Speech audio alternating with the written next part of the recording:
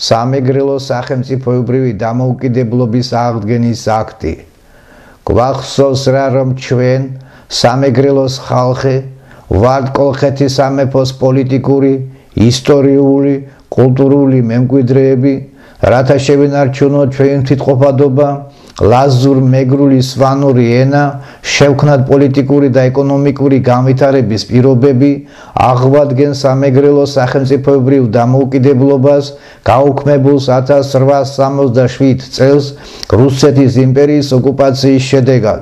სამეგრელო სამთავროს ტერიტორიის საზღვრებში 1804 წლის მდგომარეობით ქალაქი გალი, ქალაქი ოჩამჩირი, მდინარე კელასურამდე ჩათვლით.